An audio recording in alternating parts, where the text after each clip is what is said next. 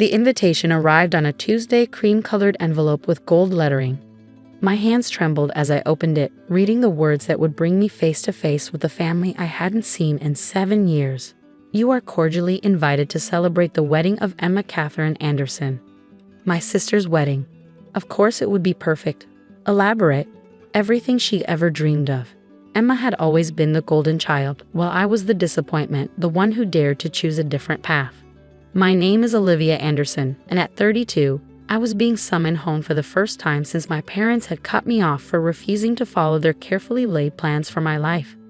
The last time I'd seen them, my father had called me ungrateful. My mother had cried about the shame I brought to the family, and Emma had watched silently as they threw me out. Now here I was, standing in front of my childhood home, the sprawling mansion that had felt more like a prison than a sanctuary. The gardens were immaculate as ever, roses blooming in precise rows, everything controlled and perfect, just how my mother liked it. Olivia, my mother's voice cut through the air as she opened the door. No hug, no warm welcome, just that familiar critical gaze. You're late. I checked my watch. I was actually 5 minutes early, but there was no point arguing. Some things never changed. Hello, Mother, I said, forcing a smile. It's been a long time.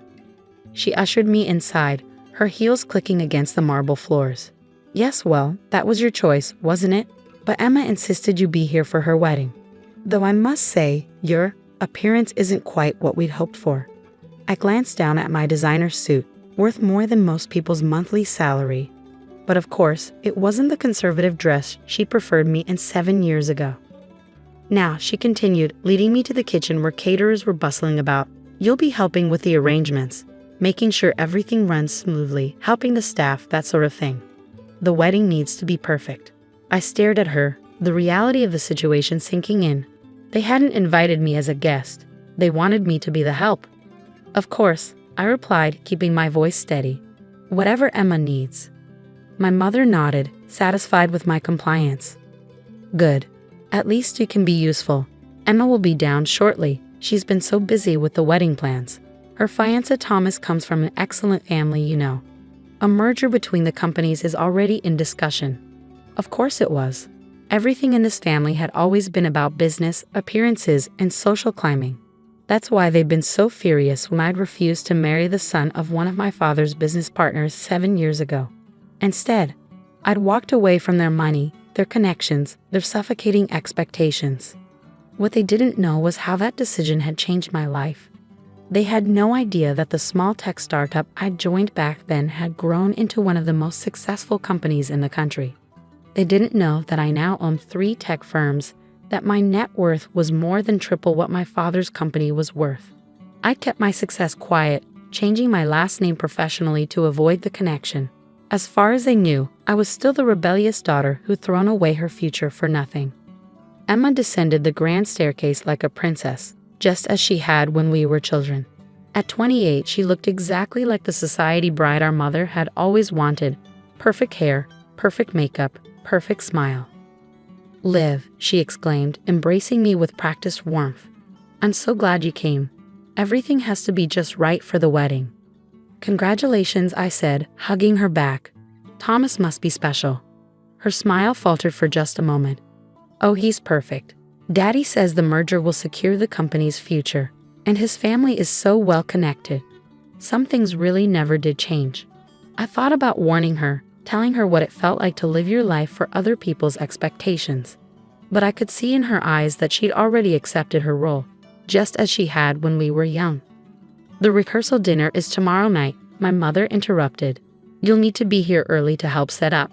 And please, try to dress appropriately. I nodded, already planning what I would wear.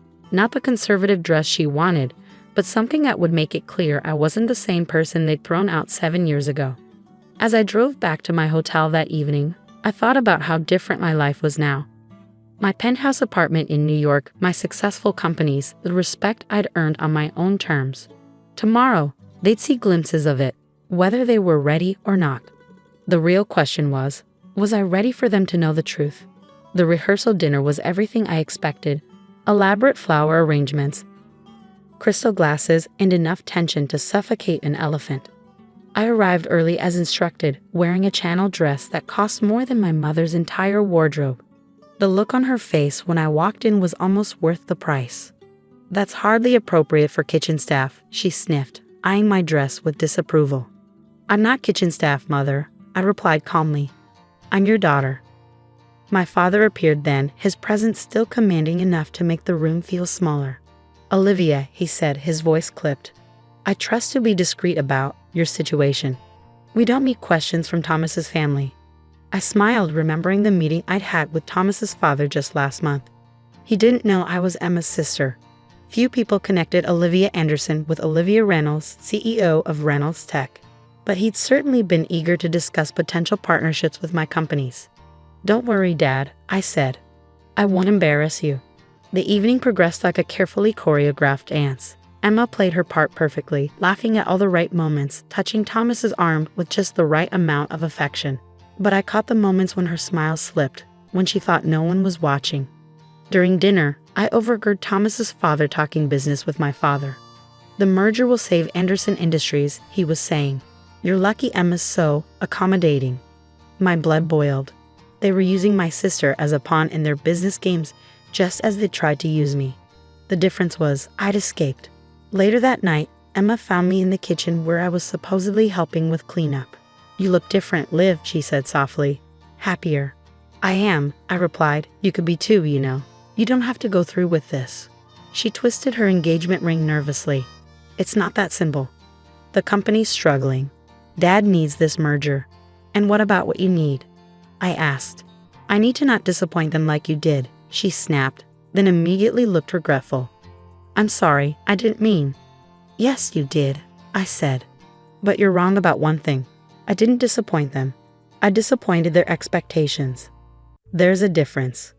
The next morning, I had breakfast with Thomas's father at his request. He still had no idea who I really was. "Ms. Reynolds," he said, "I've been hoping to discuss a potential acquisition. Your tech companies would be a valuable addition to our portfolio." I sipped my coffee, enjoying the irony. "That's interesting," I said.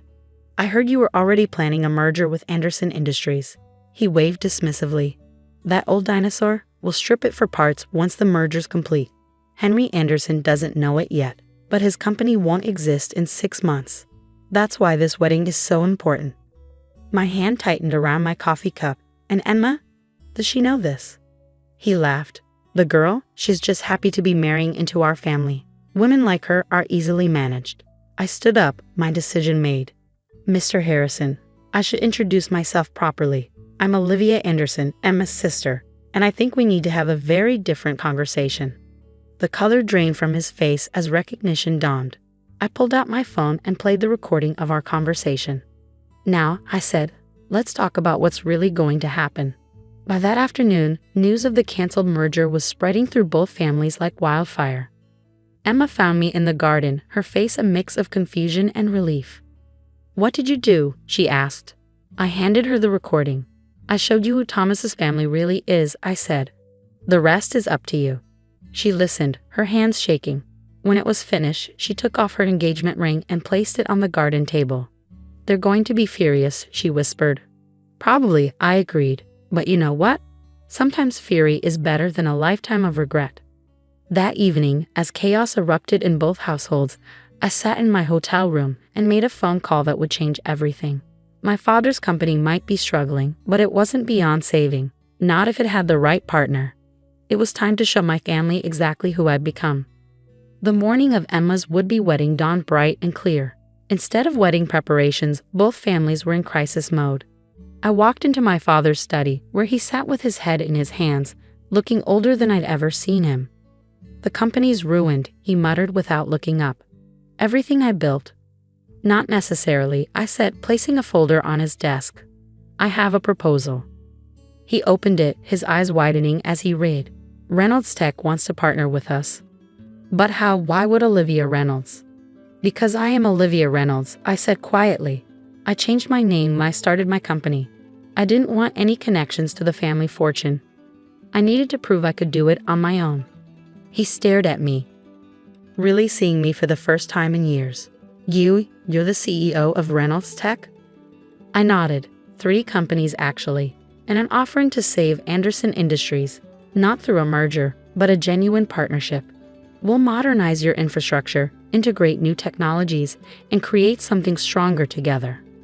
Why? He asked, his voice barely a whisper. After everything.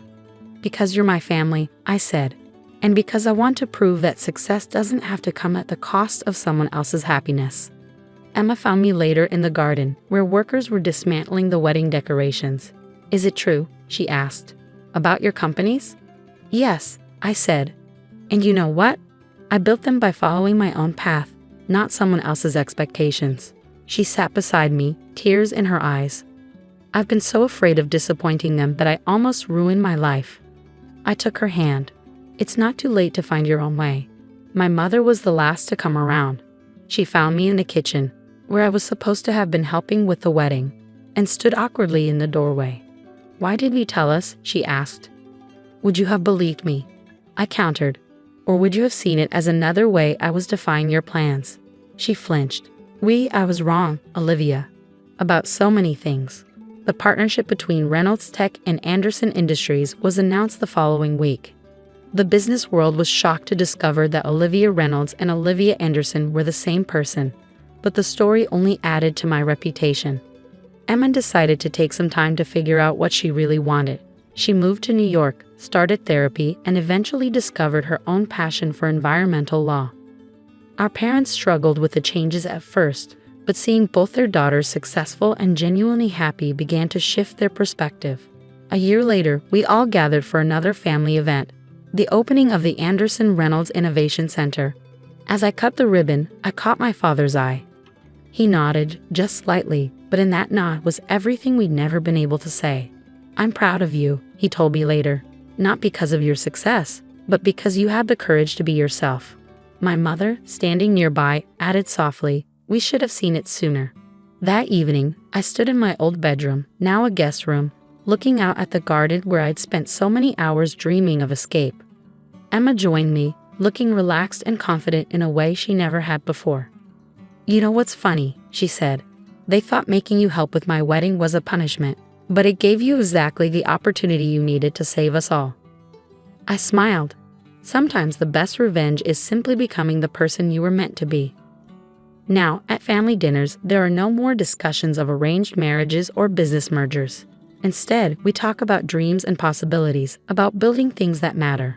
My parents are learning, slowly but surely, that true success isn't measured by social status or bank accounts, but by the courage to live authentically. And me, I'm exactly where I'm supposed to be, successful on my own terms, helping others find their path, and finally, truly part of a family that sees me for who I am. Sometimes I think about that wedding invitation, about how they tried to diminish me by making me the help. They had no idea they were giving me the perfect stage to show them exactly who I'd become. But more importantly, they had no idea that their attempt to humble me would lead to healing wounds that have festered for years.